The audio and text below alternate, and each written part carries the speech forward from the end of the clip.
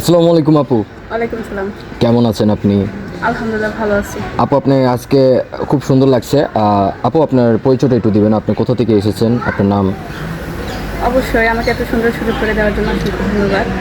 আমার বাসা হচ্ছে কুমিল্লা 14 গ্রাম। আমার নাম হচ্ছে সোনিয়া। আমার ফ্যামিলিতে বাবা মা নাই, আমরা 4 বোন। 4 বোন আর ফ্যামিলিতে বাবা মা নেই আপনার? না আচ্ছা, তো আপনি বোনদের ভিতর কি বড়? না, আমি সবার ছোট। সবার ছোট? বাকি জনে কি বিয়ে শাদী হয়ে গেছে? না, তো আমরা 4 বোন, তার মধ্যে হচ্ছে 2 বোন মানুষের বাসায় কাজ করে, একদম ছোটোবেলা হারা গেছে।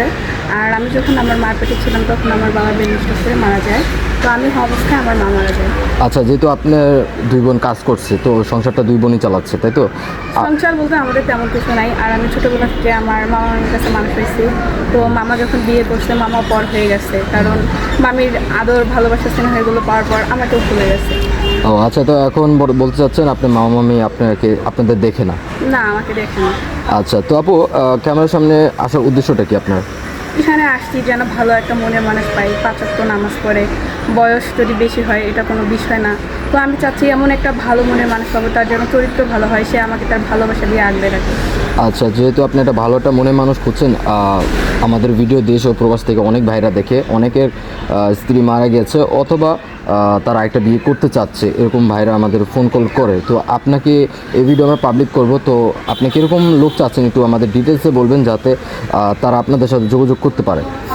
জি অবশ্যই, কারণ আমি এমন একটা মনের মানুষ চাচ্ছি, ভালো হতে হবে, 5 ওয়াক্ত নামাজ পড়তে হবে, এক নারীর প্রতি আসক্ত থাকতে হবে, আমাকে সারা জীবন ভালোবাসবে। আমি কিচ্ছু চাই না, তার শুধু ভালোবাসাটুকু চাই। আচ্ছা, বয়স কোনো ব্যাপার হবে না, তাই তো? না না, বয়স এগুলো নিয়ে আমার কোনো ভাবনা চিন্তা নেই। আচ্ছা, তো আপু আপনি কি কোনো রিলেশন করতেন? কারণ তো আজকালকার মেয়েরা তো রিলেশন করে মূলত বিয়ে করে, তো আপনিও তো রিলেশন করে তো বিয়ে করতে পারতেন, তো ক্যামেরার সামনে আসার কারণ তো কোনো ছিল না, তাই না?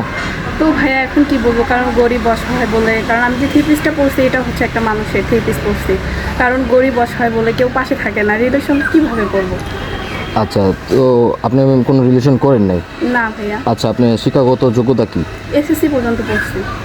এসএসসি পর্যন্ত পড়াশোনা করেছেন আপনি? জি।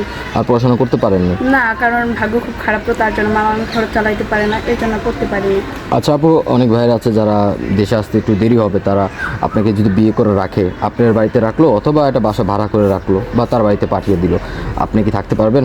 অবশ্যই, কেন পারবো না, কারণ একজন প্রবাসী ভাই হচ্ছে তাদের মন্দির অনেক ভালো হয়, তারা হচ্ছে তাদের চরিত্র ভালো হয়, তারা যদি এক নারীতে আসক্ত হয়ে থাকতে পারে আমি অবশ্যই তার জন্য অপেক্ষা করতে পারবো। আচ্ছা, কখনো তাকে ঠকাবেন না?